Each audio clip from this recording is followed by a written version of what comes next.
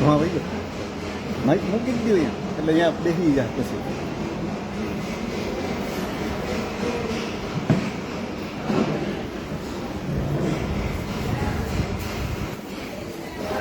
આદિ સખી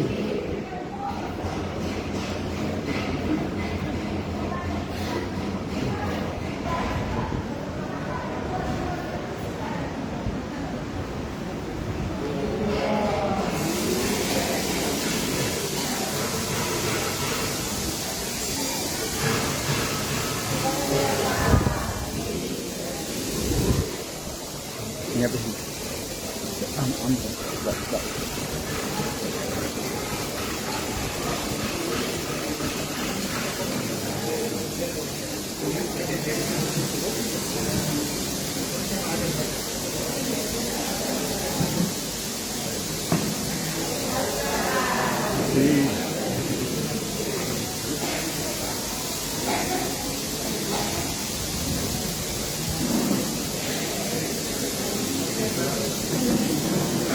આ થઈ ગયું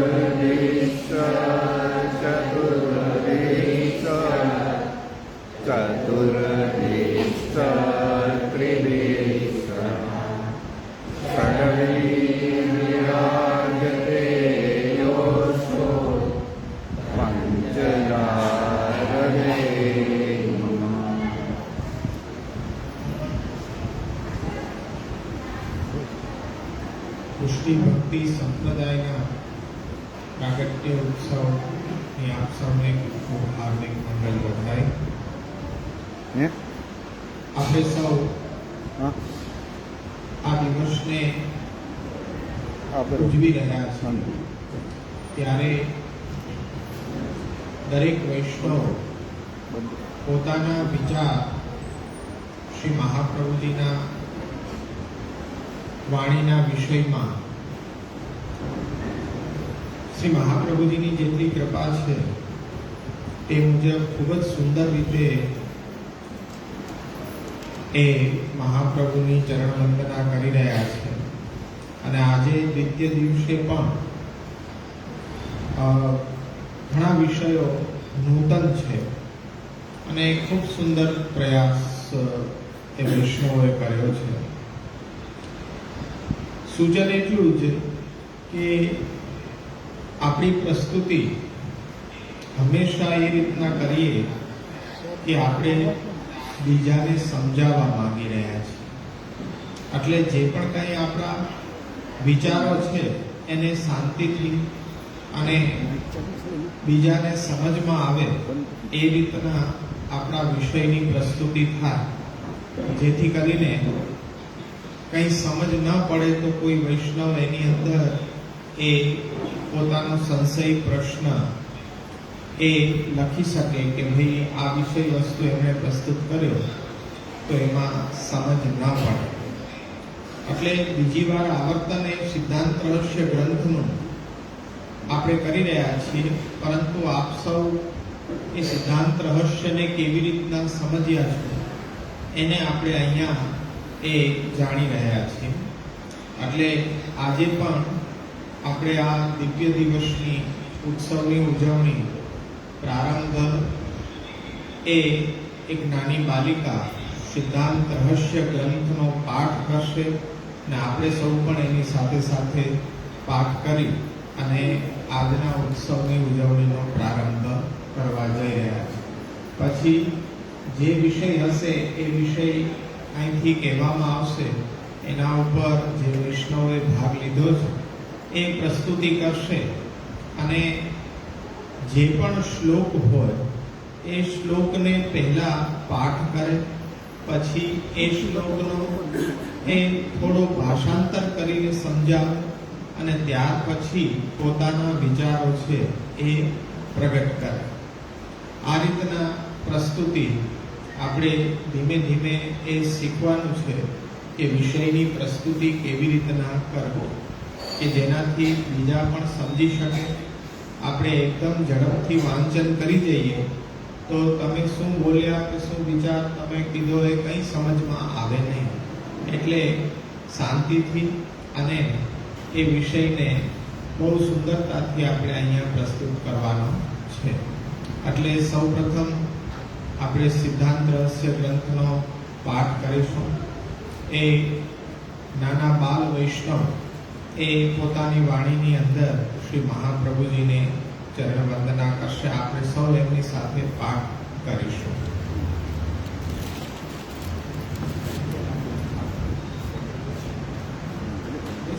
ઊભી રહે.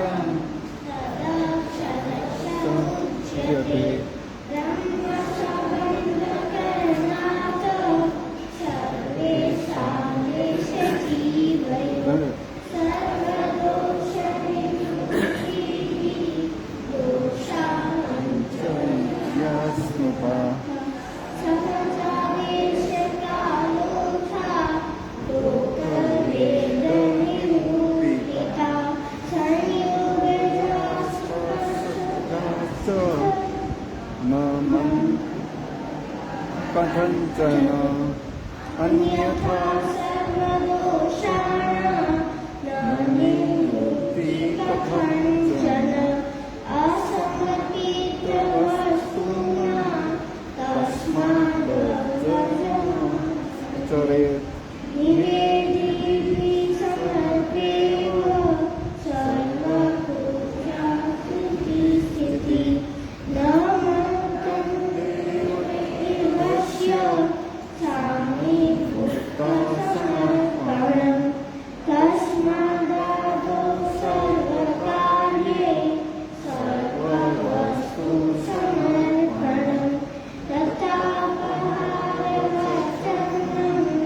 तथा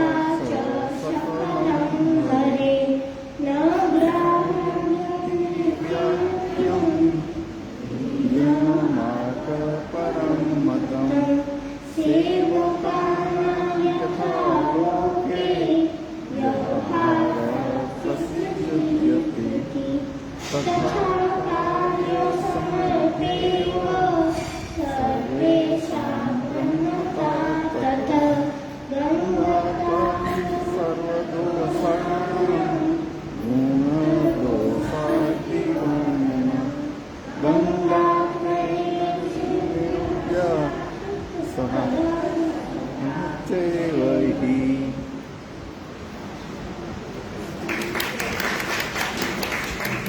સુંદર હો. અહીંયા આવીને બોલવું એ જ બહુ હિંમતનું કામ છે.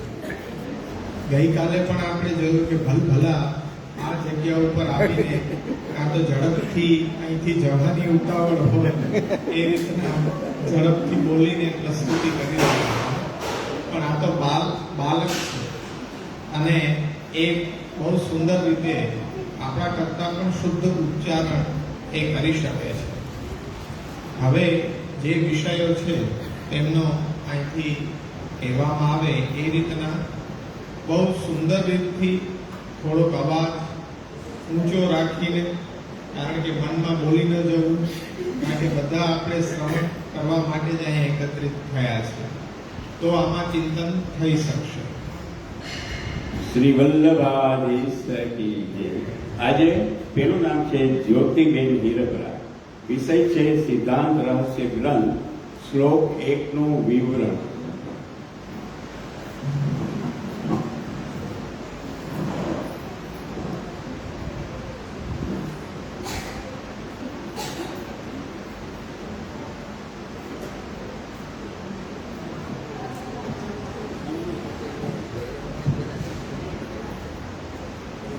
શ્રી ઠાકોરજીના ચરણોમાં સાષ્ટાંગ દંડવત પ્રણામ. શ્રી મહાપ્રભુજીના ચરણોમાં સાષ્ટાંગ દંડવત પ્રણામ. શ્રી ગુરુજી રવિ બાવાના ચરણોમાં સાષ્ટાંગ દંડવત પ્રણામ અને સર્વ વૈષ્ણવને આજના ઉત્સવની વધાઈ. શ્રી મહાપ્રભુજી દ્વારા રચિત ષોડશ ગ્રંથનું વર્ગીકરણ કરતા સમર્પણના ગ્રંથોમાંનો પ્રથમ ગ્રંથ સિદ્ધાંત રહસ્ય ગ્રંથનો બીજો શ્લોક એ મારો વિષય છે. બ્રહ્મ સંબંધ કરણાત સર્વેષાં દેવ જીવયો સર્વદોષ નિવૃત્તિ દોષાઃ પંચવિદ્ધાઃ સ્મૃતાઃ. શ્લોકનો ભાવાર્થ: બ્રહ્મ સંબંધ કરવાથી સૌનો દેહ, સ્થૂળ અને સૂક્ષ્મ શરીર અને અજ્ઞાનયુક્ત જીવના બધા દોષોની ચોક્કસ નિવૃત્તિ થાય છે. સ્મૃતિ શાસ્ત્રમાં આ દોષો 5 પ્રકારના કહેવાયા છે. બ્રહ્મ એટલે શું? બ્રહ્મ એટલે પરમાત્મા, પૂર્ણ પુરુષોત્તમ. બ્રહ્મ એ સર્વવ્યાપી છે અને તે સમ છે. પછી બ્રહ્મ સંબંધ એટલે શું? પ્રભુએ સર્વસ્વનું સમર્પણ બ્રહ્મ સંબંધ મંત્રની દીક્ષા દ્વારા કરવામાં આવે છે. આ દીક્ષાથી જીવાત્માનો પ્રભુ સાથેનો સ્વામી સેવકનો સંબંધ તાજો થઈ જાય છે. બ્રહ્મ સંબંધ દીક્ષાને આત્મનિવેદન પણ કહે છે. અને નિવેદન એટલે જણાવવું. પોતાના સહિત પોતાનું ઘર, પરિવાર, ધન બધું પ્રભુની સેવા માટે જ છે. આ પ્રકારે જણાવવું તેનું નામ આત્મનિવેદન કે બ્રહ્મ સંબંધ એ સેવા કરવા માટેની દીક્ષા છે. જીવ ગમે તેટલો દોષથી ભરેલો હોય તો પણ આત્મનિવેદન કરવાથી પ્રભુ તેને પોતાનો માની આત્મીયતાને કારણે જીવના દોષોને ગણકાર્યા વિના તેના દ્વારા કરાતી સેવાને સ્વીકારે. જીવ તો સ્વભાવથી જ દુષ્ટ છે.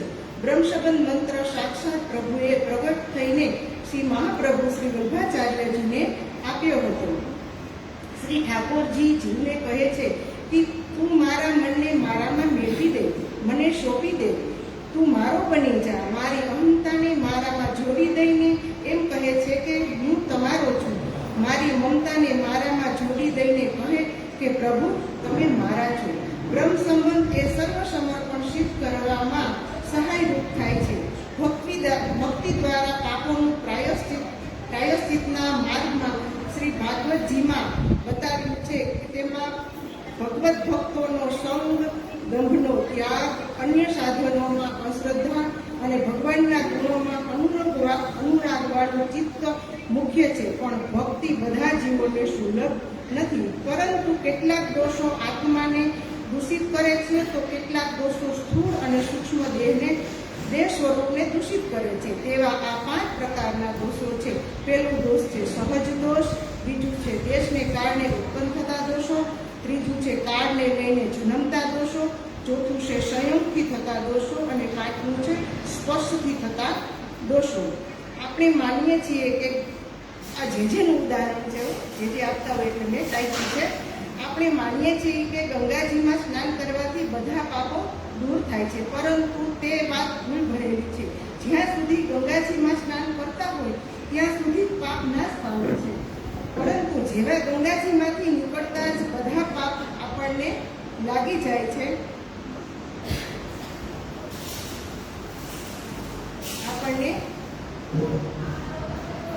આપણને લાગી જાય છે. તેવી જ રીતે જીવ જ્યાં સુધી હાથમાં તુલસી દળ લઈને પ્રભુ સામે ગદ્ય મંત્ર બોલીએ ત્યાં સુધી દોષની નિવૃત્તિ થાય છે. પછી તો જેવા છે તેવા જ થઈ જાય છે. પણ જીવે સતત પ્રયત્ન કરવો જોઈએ, પ્રભુ સેવા માટે કરવો જોઈએ અને રોજ સત્સંગ કરવો જોઈએ અને સતત શ્રી કૃષ્ણ શરણમમ મંત્ર બોલ્યા રહેવું જોઈએ. શ્રીમદ ભગવદ ગીતાજી, શ્રીમદ ભાગવતજી, શિક્ષાપત્ર, ષોડશ ગ્રંથો અને શ્રી મહાપ્રભુજી દ્વારા રચિત ગ્રંથોનું સતત વાંચન કરવું જોઈએ. અંતમાં શ્રી મહાપ્રભુજીએ દર્શાવેલા સિદ્ધાંતોની સાથે સંકળાયેલા એવા શ્રી વલ્લભ વંશો પાસેથી જ અભ્યાસ કરવો જોઈએ. અભ્યાસ કરવાથી આપણને ભક્તિ શું છે, સેવા શું છે તે સમજાવે છે અને વૈષ્ણવતા શું હોવી જોઈએ તે આપણે અભ્યાસ દ્વારા જ સમજાય છે. શ્રી વલ્લભા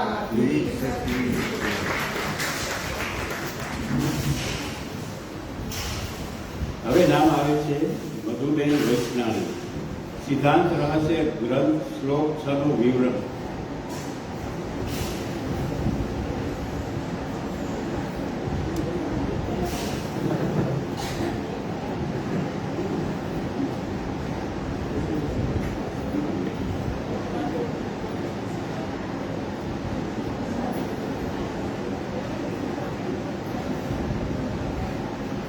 નજીક રાખજો પ્રવીણભાઈ.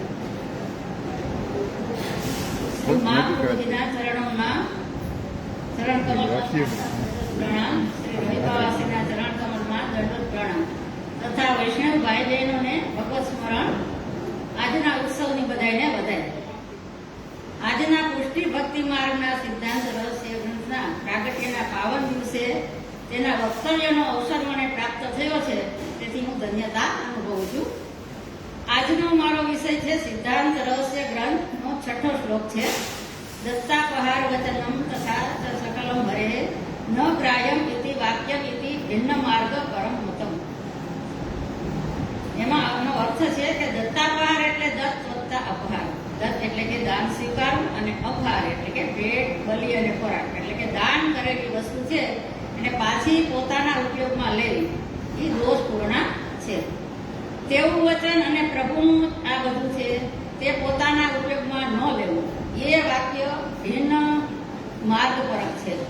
હવે આમાં ઉથાનિકા છે તે મહાપ્રભુજી શું કહેવા માંગે છે આ શ્લોકમાં?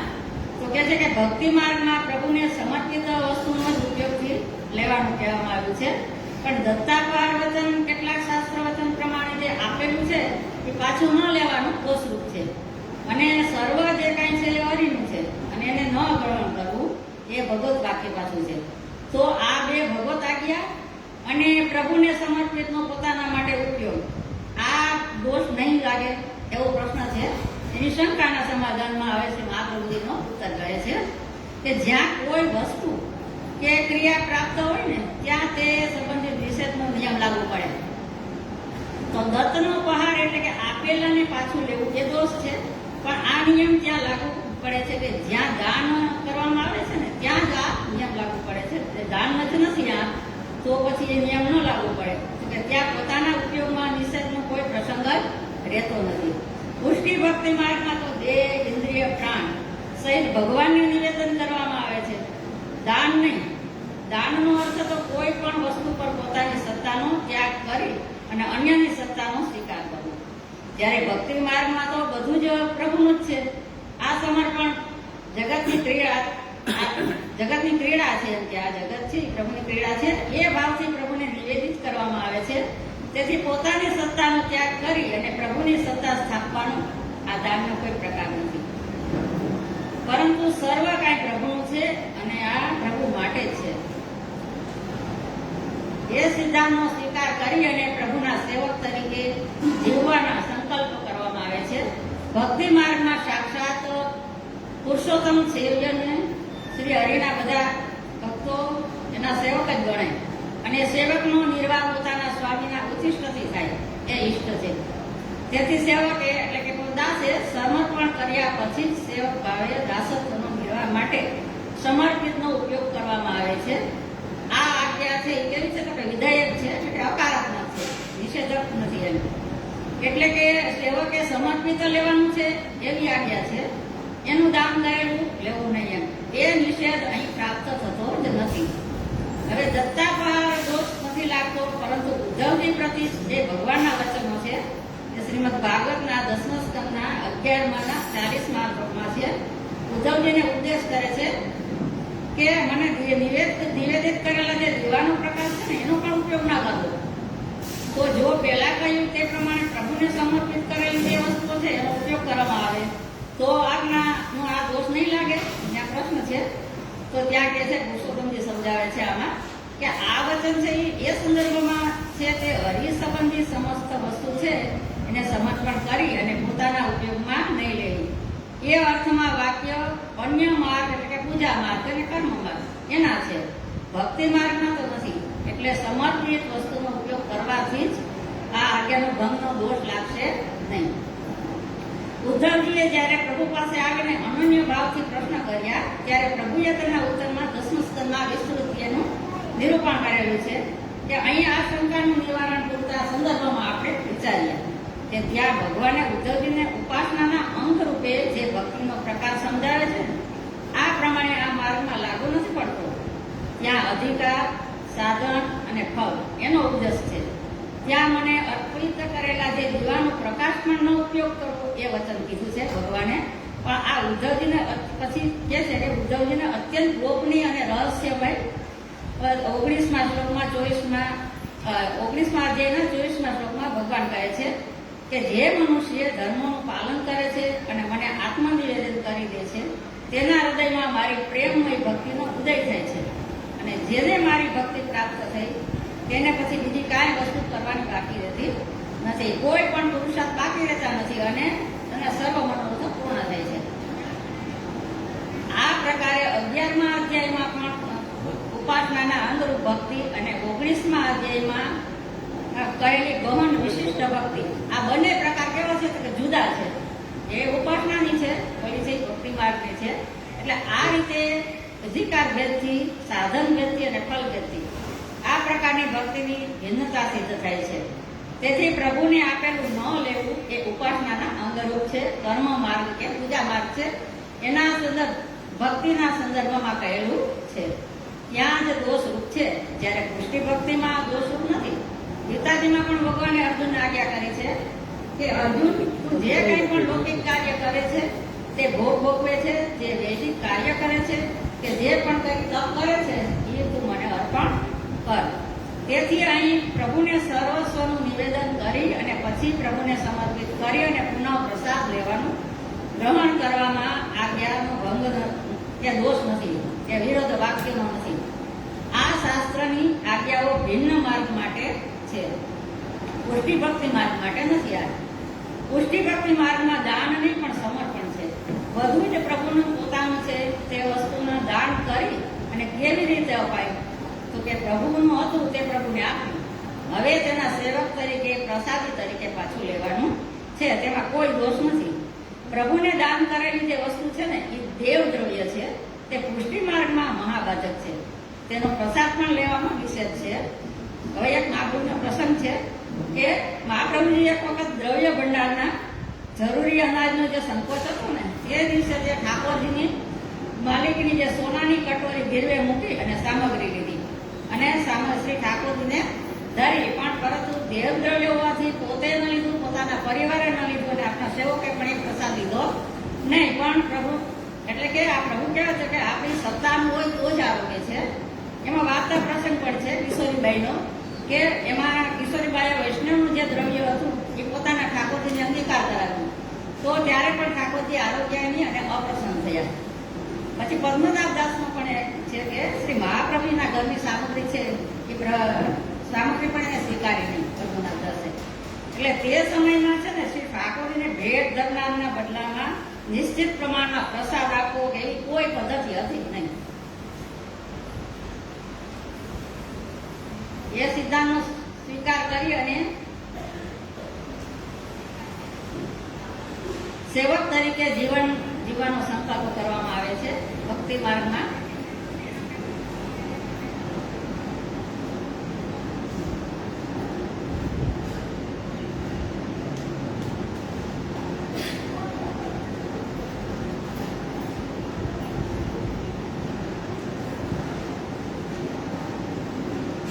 ત્યારે ગૃહ સેવા કે મંદિર સેવા કઈ નથી.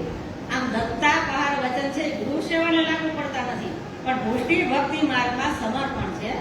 એ શા માટે સમર્પણ? તો કારણ કે આપણું જે કંઈ છે ને તે બધું પ્રભુનું જ છે, અને તેને હું જીવ અવિદ્યાગ્રસ્ત હોવાથી હું મારું માનીને બેઠો છું, અને એ ભૂલ ભરેલું છે. બધું જ ભગવાનનું છે. એને જે મારું માનતો તે મને ગુરુદેવની કૃપાથી સમજાવ્યું, અને એટલે મેં તે બ્રહ્મ સંબંધના પ્રકાર તે પ્રમાણે એને બધું પ્રભુને સોંપી દીધું. અને પછી હું પ્રભુનો દાસ છું અને હું પ્રભુનો તમારો છું. એટલે કે શરણાગતિ પ્રમાણે હું પ્રભુનો સેવક છું, પ્રભુ મારા સ્વામી છે. એટલે આધિદૈવિક રીતે પ્રભુનું છે, પરંતુ આધિભૌતિકનો એનો હું માલિક છું. જેવી રીતે ખંડિયા રાજા છે એવી રીતે એમ. એટલે કે હું સેવક છું, પ્રભુ મારા માલિક છે. એ સંબંધે જે પ્રભુ મને એના પ્રસાદ રૂપે આપે તે ગ્રહણ કરવું. આ પુષ્ટિ માર્ગીય જીવનશૈલીનો ઉત્તમ પ્રકાર છે. એટલે આ માર્ગ સમર્પણ સિદ્ધાંતનો છે. દાનનો પ્રશ્ન જ અહીંયા નથી રહેતો. આટલું કહી અને શ્રી મહાપ્રભુજીના અને શ્રી દેવી બાવાશ્રીના ચરણો પ્રણામ કરી અને હું મારું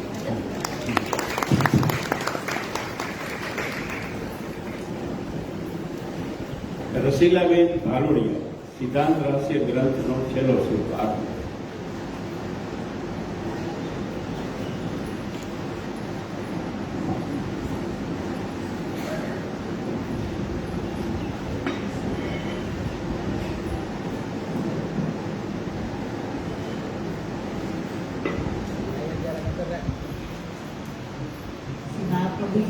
ગોપીનાથજી તથા શ્રી કુશાલજીના ચરણોમાં મારા સાક્ષાત દંડવત પ્રણામ. સિદ્ધાંત રહસ્ય શ્લોક 8 રવિ બાબાના ચરણોમાં મારા સાક્ષાત દંડવત પ્રણામ. સિદ્ધાંત રહસ્ય ગ્રંથમાં શ્લોક 8 ટૂંકમાં હું આપું છું. કાંઈ ભૂલ થાય તો માફ કરજો. ગંગા ત્વમં સર્વદોષાણાં મનોદોષાનિ વર્ણના ગંગાત્વેના નિરૂપ્યા એટલે કે ગંગાજીમાં મળેલા બકર ખાર વગેરેના જળ બધા જ દોષોની નિવૃત્તિ થઈ અને તે જળને ગંગાજળ પૂર્ણ નિવૃત્ત અને પવિત્રતા એટલે શુદ્ધતા સિદ્ધ થાય છે, અને બધા જ જળ ગંગાવે બની જાય છે અને ગંગાજળ તરીકે ઓળખાય છે. બ્રહ્મ સંબંધ પર બ્રહ્મ નિર્દોષ અને સમ છે. આ શક્તિ વડે બ્રહ્મને નિવેદિત કરવાથી નિવેદિત પદાર્થોને બ્રહ્મ સમાન નિર્દોષપણું અને ક્ષમતા પ્રાપ્ત થાય છે. તેમાં સ્નાન પાન અને આચમન કરવામાં આવે છે અને ગંગાજી જેવા સુપવિત્ર બની જાય છે. આ રીતે સાક્ષાત પુરુષોત્તમ સાથે સંબંધ થતા ચેતન અચેતન વસ્તુ કે પ્રાણીઓના બધા દોષોની નિવૃત્તિ થઈને બ્રહ્મત્વ પામી જાય છે.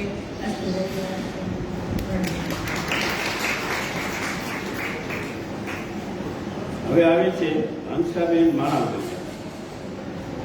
એનો ટોપિક છે સિદ્ધાંત રહસ્ય ગ્રંથના અભ્યાસ પહેલા અને પછી મારા મંતવ્ય. એ નવો અભિગમ લઈને આવી રહ્યા છે. બહુ સુંદર અભિગમ છે.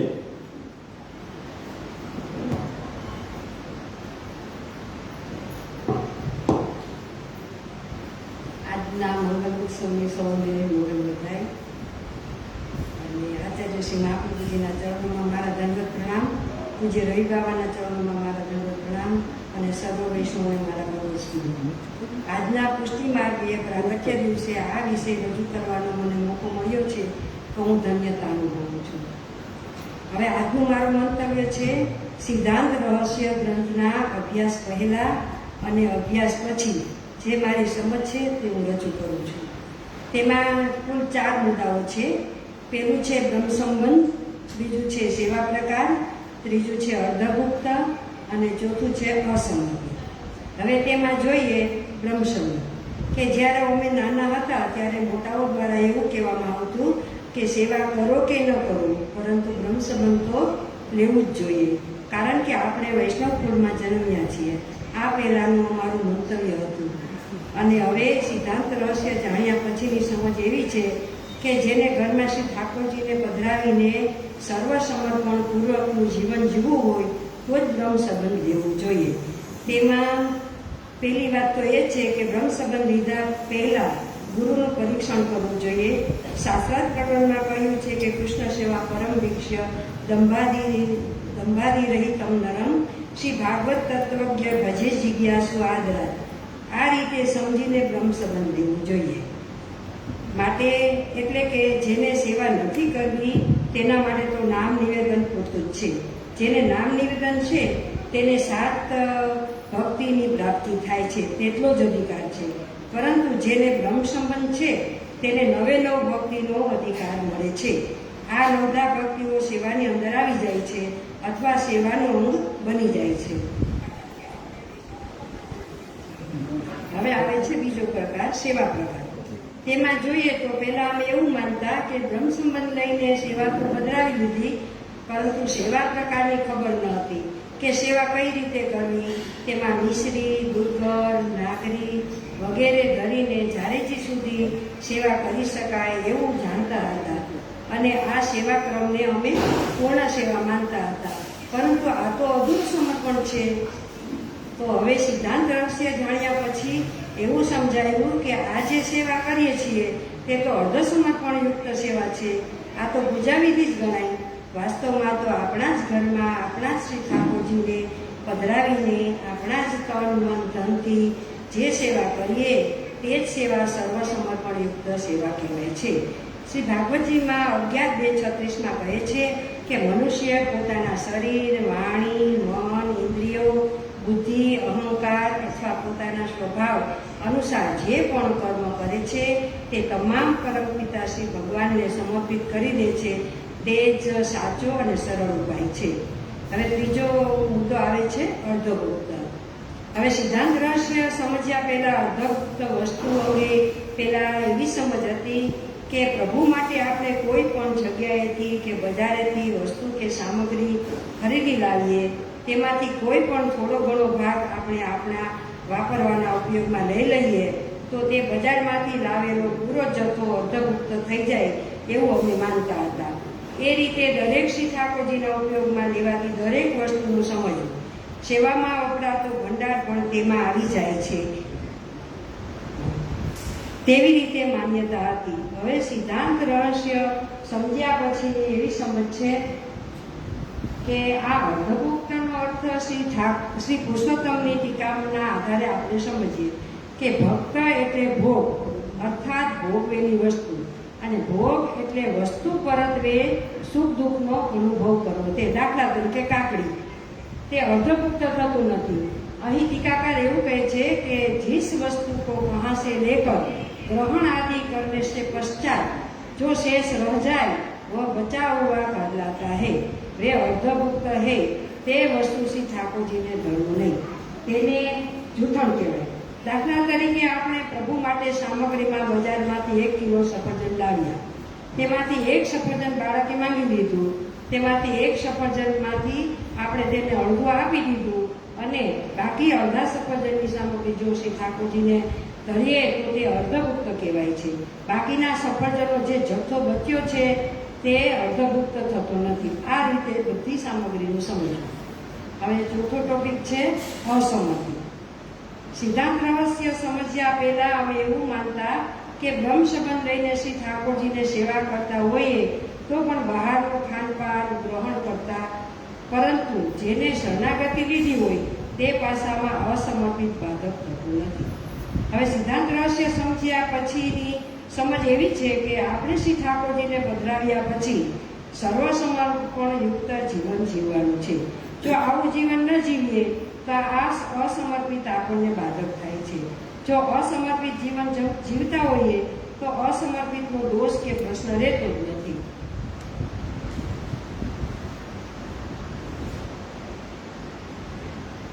અસમર્પિતનો ઉપભોગ કેવી રીતે કરવો? તો આ અસમર્પિતનો ઉપભોગ શરણાગતિમાં બાધક થતો નથી, પરંતુ ભક્તિના સેવા કલ્પ રૂપે ઘરમાં શ્રી ઠાકોરજી સ્વામી ભાવથી બિરાજતા હોય તો તેમાં અસમર્પિતનો ઉપભોગ કરવાથી સેવક ભાવ ખંડિત થાય છે. તેથી કરીને પોતાના સેવ્ય પ્રભુની ભાવાત્મિકા તેમજ નિજ સ્વામીપણું તિરોહિત થઈ જાય છે. તેથી અર્ધભુક્તનું સમર્પણ અને અસમર્પિતનો ઉપભોગ આ બેઉ બહિર્મુક્તાના સંપાદક છે. વળી સમર્પિત તો પોતાના ઘરમાં બિરાજતા શ્રી પ્રભુને જ સંભવે છે. બીજાના માથે બિરાજતા શ્રી ઠાકોરજી માટે જે કંઈ કોઈ આપે છે તેને સમર્પણ ન જાણીને દાન અથવા ભેટ જ સમજવી જોઈએ. તો આ પ્રકાર દેવદ્રવ્યનો થયો. તેના ઉપભોગથી દેવદ્રવ્ય ઉપભોગનો પતિત કરવાવાળો અપરાધ થાય છે. તેવી જ રીતે સેવા કરતા પોતે પણ ભેટ ધરવાના વિશેષ ભાવથી જો કાંઈ પોતાના પ્રભુને આપે છે તો તે પણ દેવદ્રવ્ય થઈ જાય છે. જેના ઉપયોગથી પુષ્ટિ જીવ મહાપતિત થઈ જાય છે તો અસમર્પિતના ઉપભોગથી પણ મહાન અપરાધ છે અને બહિર્મુખ પણ થાય છે. હવે જે આ ઉપર રજૂઆત કરી તેનું સાર ટૂંકમાં કહું છું કે પહેલા આપણે એવું માનતા કે બ્રહ્મ સંબંધ લઈ લીધું પછી આપણે કંઈ કરવાનું રહેતું જ નથી. હવે સમજ્યા પછી એવી ખબર પડી કે જેને બ્રહ્મ સંબંધ લીધું છે એવા આત્મનિવેદી જીવે તેનો સંપૂર્ણ જીવન વ્યવહાર દરેક સમર્પિત વસ્તુથી જ કરવો જોઈએ. આ સંપૂર્ણ સમર્પિત જીવન જીવવાથી આપણી 10 ઇન્દ્રિયો અને 11નું મન બીજે ક્યાંય ન લાગવાનો કે ભટકવાનો પ્રશ્ન જ રહેતો નથી. એટલે કે આપણે બ્રહ્મરૂપતાને પ્રાપ્ત કરી શકીએ છીએ અને પુષ્ટિ જીવને ઉત્તમ ફળની પ્રાપ્તિ થાય છે. આ જ શ્રી મહાપ્રભુજીનો ઉત્તમ અભિગમ છે. અને છેલ્લે શ્રી બાલકેશજી 16 ગ્રંથના મહાત્મ્યમાં કહે છે કે તસ્માત સર્વ પ્રયત્નેન દેવેહી કર્તવ્યમેવિ સેવનમ શ્રી વ્રજેશસ્ય તદ ગ્રંથાનામ ચ પાઠનમ અસ્તુ.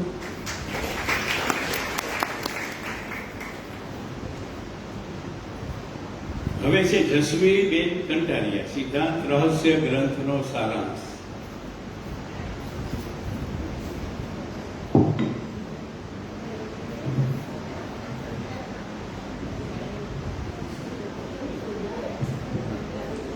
શ્રી મહાપ્રભુજીને મારા વંદન. અત્રે બિરાજમાન પૂછ્ય છે જે શ્રીના ચરણારવિંદમાં દંડવત પ્રણામ તેમજ ઉપસ્થિત સર્વ વૈષ્ણવોને જય શ્રી કૃષ્ણ. આજે હું સિદ્ધાંત રહસ્ય પર થોડું વક્તવ્ય રજૂ કરવા જઈ રહી છું. સિદ્ધાંત રહસ્ય પુષ્ટિ માર્ગનો એક અત્યંત મહત્વનો ગ્રંથ છે. તેમાં મહાપ્રભુજીએ આપણા પ્રભુ પ્રત્યેના સંબંધનું સુંદર રીતે નિરૂપણ કર્યું છે. આ ગ્રંથમાં સમજાવવામાં આવ્યું છે કે આપણા જીવનમાં અનેક પ્રકારના દોષો રહેલા હોય છે, પરંતુ બ્રહ્મ સંબંધ દ્વારા જ્યારે તેઓ પોતાનું સર્વસ્વ પ્રભુને અર્પણ કરે છે ત્યારે તે દોષોથી મુક્ત થવાનો માર્ગ પ્રાપ્ત કરે છે. મહાપ્રભુજી આપણને શીખવે છે કે પ્રભુને માત્ર એક વસ્તુ નહીં પરંતુ તન મન ધન અને સમગ્ર જીવન સમર્પિત કરવું એ પુષ્ટિ માર્ગનો સિદ્ધાંત છે. આ સમર્પણ પછી પોતાનું સર્વસ્વ સ્નેહપૂર્વક પ્રભુને સમર્પણ કરવું તે સિદ્ધાંતનું રહસ્ય છે. પ્રભુ સેવા પણ પોતાના સ્વાર્થ માટે નહીં પરંતુ પ્રેમ અને સમર્પણ ભાવથી કરવી જોઈએ. સિદ્ધાંત રહસ્યમાં દ્રવ્ય, સેવા અને વ્યવહારની શુદ્ધતા પર પણ ભાર મૂકવામાં આવ્યો હોય છે. આ ગ્રંથનો સુંદર ભાવ એ છે કે જીવ ભગવાનના શરણમાં સંપૂર્ણ સમર્પણ કરે તો પ્રભુની કૃપા તેને ભક્તિ માર્ગ અવશ્ય આગળ વધારે છે. અંતમાં બસ એટલું જ કહીશ કે હે પ્રભુ, હું આપનો દાસ છું. મારું તન મન ધન અને સમગ્ર જીવન સર્વ તમારું છે. હું જે કાંઈ કાર્ય કરું તે તમારી સેવા અને પ્રસન્નતા માટે જ કરું તેવી પ્રભુને વિનંતી તથા મહાપ્રભુજીના ચરણારવિંદમાં મારા કોટી કોટી દંડવત પ્રણામ સાથે મારું વક્તવ્ય પૂર્ણ કરું છું. શ્રી વલ્લભાધીશ. સોનલબેન કાનાબા, સિદ્ધાંત રહસ્ય ગ્રંથના શ્લોક 2 નું વિવરણ.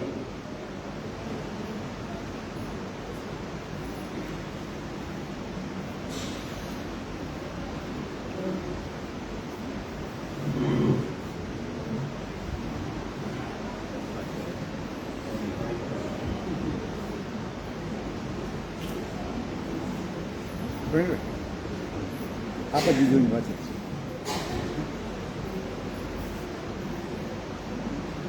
જ્ઞાન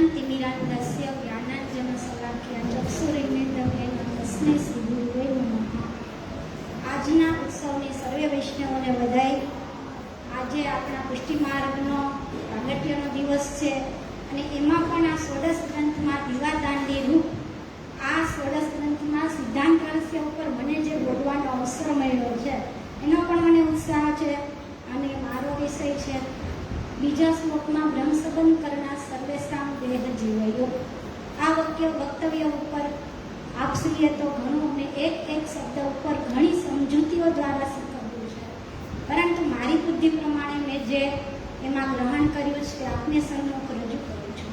અહીંયા બ્રહ્મ સંબંધ કરવાથી સર્વ પદાર્થોમાં ભગવાનના સ્વામિત્વનો સંબંધ સ્થાપિત કરવો. બ્રહ્મ સંબંધ કરવું એટલે ભગવાને આચાર્ય ચરણને જે ગદ્ય સહિત પંચાક્ષર મંત્ર દ્વારા આત્મનિવેદનનો જે પ્રકાર બતાવ્યો છે તે પ્રકાર દ્વારા ભગવાનને આત્મા સહિત બધું જ આ સર્વ આપને સમર્પણ છે તેવું વિજ્ઞાપન કરવું. બ્રહ્મ સંબંધ કરવાથી એવું વિજ્ઞાપન કરવું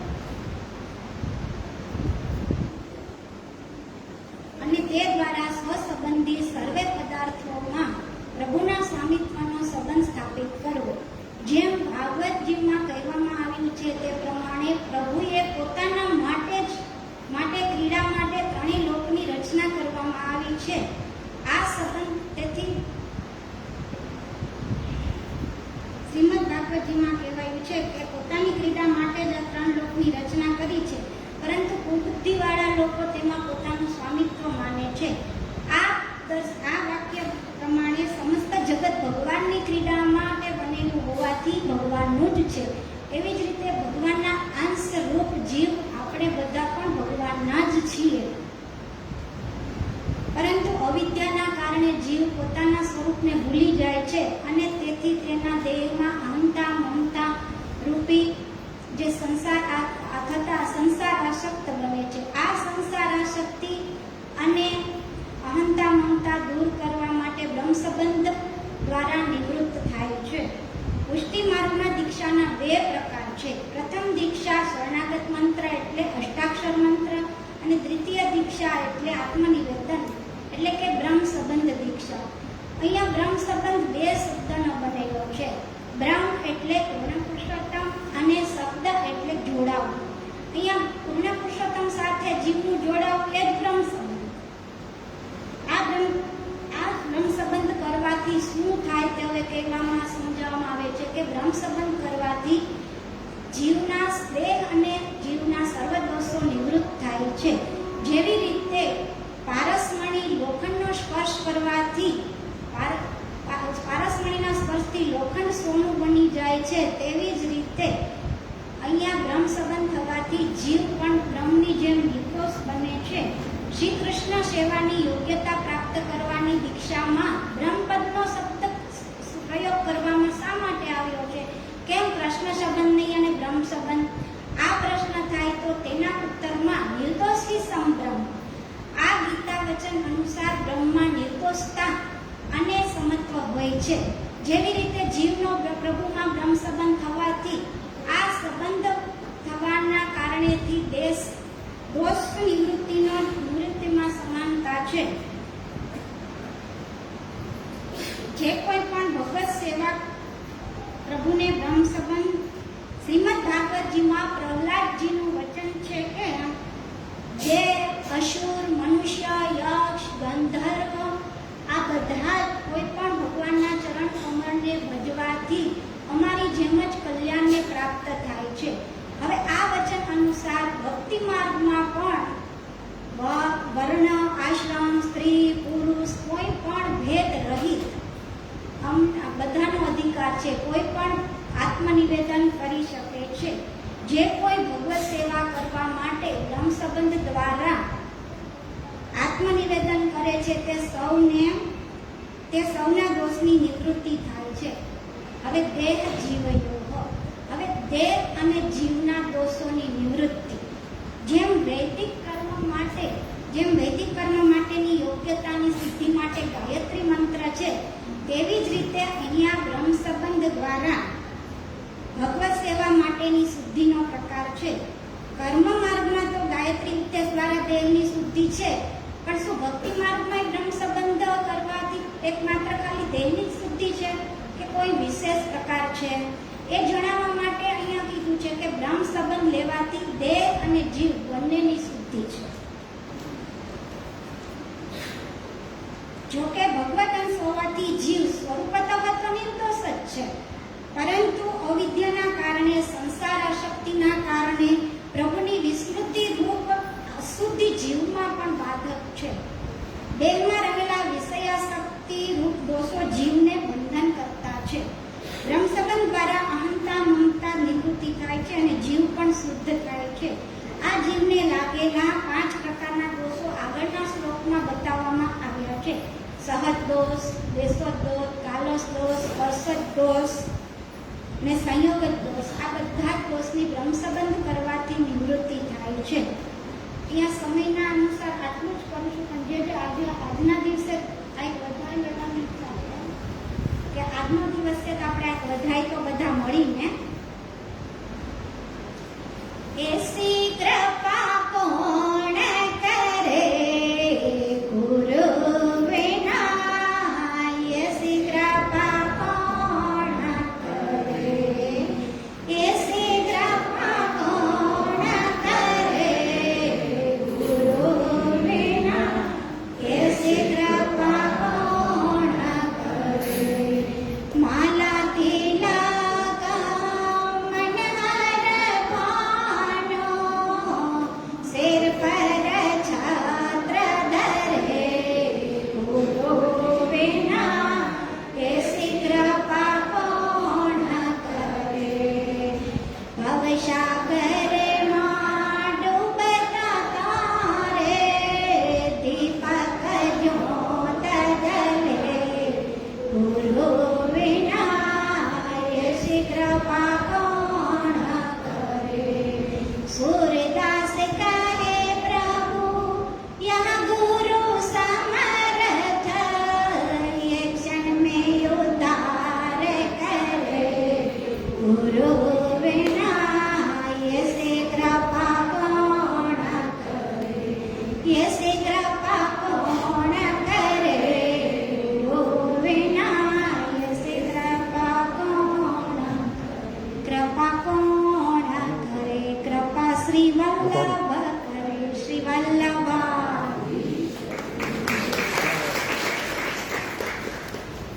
કાંતાબેન મેંદપરા, સેવા અંતર્ગત ગદ્ય મંત્ર.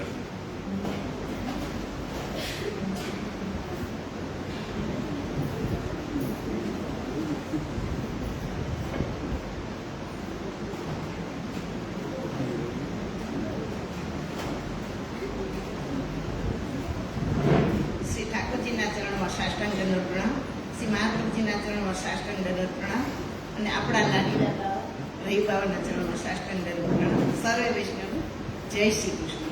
અને આજના ઉત્સવની સર્વે વૈષ્ણવને અને બાવાસને ખૂબ ખૂબ મંગલ વધાય ને આવતીકાલની હું આગમથી સર્વ વૈષ્ણવને બધાને ખૂબ ખૂબ મંગલ વધાય.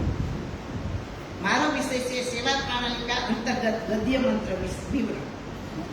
ગદ્ય મંત્રની અંદર 4 ટોપિક છે: 10 વિધ લીલા, પંચપર વિદ્યા અને નવધા. બ્રહ્મ સંબંધ શા માટે? અતસ્તુ બ્રહ્મવાદેને કૃષ્ણે બુદ્ધિ વિધ્યાતા. શ્રી મહાપ્રભુજી કહે છે કે બ્રહ્મ દ્રષ્ટિથી સૌથી પહેલા આજુબાજુ શું રહે છે? જગત. તમને ક્યાંય પરબ્રહ્મ પરમાત્મા દેખાતો નથી તમને કૃષ્ણ દેખાતો. તે તો વ્યાપી વૈકુંઠમાં બિરાજે છે. શૈવ્યની પ્રાપ્તિ હજુ થઈ નથી. બ્રહ્મ સંબંધ દીક્ષા લઈએ ત્યારે શૈવ્ય પ્રાપ્ત નથી. શૈવ્યની પ્રાપ્તિ હજુ થઈ નથી. જો શૈવ્ય પ્રાપ્ત હોય તો તેને આપણે કૃષ્ણ માનવા તૈયાર છીએ કે નહીં? મૂર્તિ છે કે સાક્ષાત પરબ્રહ્મ પુરુષોત્તમ? પુષ્ટિ માર્ગમાં મૂર્તિની સેવા નથી, પરંતુ કૃષ્ણની સેવા છે. તેને કૃષ્ણ ક્યારે માનવામાં આવે? જો આપણે બ્રહ્મના પાસાને બરાબર સમજીએ. સૌથી પ્રથમ આપણને આપણું શરીર જગતમાં ઘર પ્રાપ્ત છે. જગતના રૂપમાં બ્રહ્મ પરિણિત થયો છે. બ્રહ્માત્મક સિવાય તો જગત ક્યાંથી હોય? જો બ્રહ્મ જગત રૂપે ન થયો હોય તો આ જગત ક્યાંથી આવ્યું? કોણે પ્રગટ કર્યું? આ બધા પ્રશ્નોનું નિરાકરણ એ જ છે કે બ્રહ્મ પોતે જ જગત રૂપે થયો છે. જગત બ્રહ્માત્મક છે. સાકાર બ્રહ્મવાદ એક સ્થાપક. બ્રહ્મવાદથી જ આપણી શરૂઆત થાય છે. શાસ્ત્રાર્થથી આપને જ્ઞાન થાય છે કે આપની આજુબાજુ જે કંઈ દેખાય છે તે બધું બ્રહ્મે લીધેલું રૂપ છે. બ્રહ્મે લીધેલું જગતનું રૂપ છે. આપણે પોતે પણ બ્રહ્મનું જ રૂપ છે. તેથી સેવા કરીએ ત્યારે બ્રહ્મ જ્ઞાન સાથે કરવી જોઈએ. શ્રી મહાપ્રભુજી કહે છે, શુદ્ધાચ સુખીન ચેવ બ્રહ્મ વિદ્યા વિશારદ તે ભગવત સેવન યોગ્ય ન નાન્યા. જે શુદ્ધ છે, સુખી છે, દુઃખને દૂર કરવા બ્રહ્મ માટે ભગત સેવા નથી. આખા જગને બ્રહ્માત્મક જોતો હોય તે કંઈ પણ જે કંઈ રૂપ નામ કર્મ છે તે બધું બ્રહ્મે જ લીધેલું છે. એવી વિદ્યામાં જે વિશારદ હોય એટલે કે પારંગત હોય તે ભગવત સેવા માટે યોગ્ય છે. ભગવાન પૂર્ણ અખંડ પરબ્રહ્મ શ્રી કૃષ્ણ છે. જ્યાં બિરાજી રહ્યો છે ને તે ભગવત મંદિર અક્ષરાત્મક છે. આ બ્રહ્મ વિદ્યા છે. દેવો ભૂતવા દેવ યજેત. દેવ જેવા થઈએ તેથી આપણે ઉદ્ઘ પુંડર તિલક કરી ધારણ કરીએ છીએ. ગળામાં કંઠી પહેરીએ છીએ. તે સાક્ષાત કૃષ્ણને ધારણ કર્યો છે. આપણે કૃષ્ણ નથી પણ કૃષ્ણને ધારણ કરીને સેવામાં જઈએ છીએ. શંખ ચક્ર ગદા પદ્મ ધારણ કરીને સેવામાં જવું તમે સાક્ષાત કૃષ્ણને ધારણ કરી લીધા. સેવા જગતમાં કરવાની છે. જગતના પદાર્થોને સેવામાં વિનિયોગ કરવાનો છે. તે શુદ્ધ તેથી તે શુદ્ધ થઈ જાય છે. રૂપ નામ વિભેદન જગત ક્રીડતી યોયક. જગતના જે કંઈ રૂપ નામ કર્મ છે તે બધા બ્રહ્મે લીધેલા જ રૂપ છે. બ્રહ્મા જ સ્થિતિ રહી છે. બ્રહ્મા જ રહીએ છીએ. સંબંધ ખાલી યાદી આપવા માટે છે. જે યાદી આપણે ભૂલી ગયા છીએ ને તેની યાદી એ જ બ્રહ્મ સંબંધ દીક્ષા છે. બ્રહ્મ તો બધે જ પ્રાપ્ત છે. વસ્તુ દોષવાળી છે પણ બ્રહ્માત્મક રૂપે જોઈએ તો દોષવાળી નથી. બ્રહ્મ સંબંધ દીક્ષા આપણા બધા દોષો દૂર કરી દે છે. પેલો ટોપિક છે ગદ્ય મંત્રમાં 10 વિધ લીલા. એમાં પેલું સર્ગ લીલા એટલે કે સૃષ્ટિ ઉત્પન્ન થઈ. ગદ્ય મંત્રમાં સહસ્ત્ર પરિવર્તથી ખોટો પડેલો એવો હું આ સર્ગ લીલા કહેવાય. બીજી વિસર્ગ લીલા. ભગવાન શ્રી કૃષ્ણથી દૂર થવાને કારણે જે વિરહ તાપ કલેશ હતો તેને બદલે આ લૌકિક દુઃખ થઈ ગયા છે. તેથી ભગવાનથી વિખૂટા પડ્યા છીએ તેનું તો જરાય દુઃખ નથી થતું. તે વિસર્ગ લીલા છે. વિશેષ સર્ગ ઉત્પન્ન થયો એટલે કે તિરોહિત આનંદ. ત્રીજું સ્થાન લીલા. ક્યાં સ્થિતિ કરવી? ભગવાનના ચરણ સિવાય આપણું કોઈ સ્થાન નથી. ગદ્ય મંત્રમાં ભગવાન શ્રી કૃષ્ણ બોલીએ છીએ ને તે સ્થાન લીલા છે. મારું સ્થાન તો ભગવાનના ચરણોમાં જ છે. ચોથું પોષણ લીલા. ગદ્ય મંત્રમાં જે દેહ ઇન્દ્રિય પ્રાણ અંતઃકરણને પોષણ બનાવે છે તે પોષણ લીલા. કારણ કે માતાના ગર્ભમાં આપણી સ્થિતિ બિંદુ જેવી હતી. તેમાં પોષણ કરીને ભગવાને આપણને આવા બનાવ્યા છે. આ પ્રભુનું પોષણ છે. પાંચમી ઉતિ લીલા.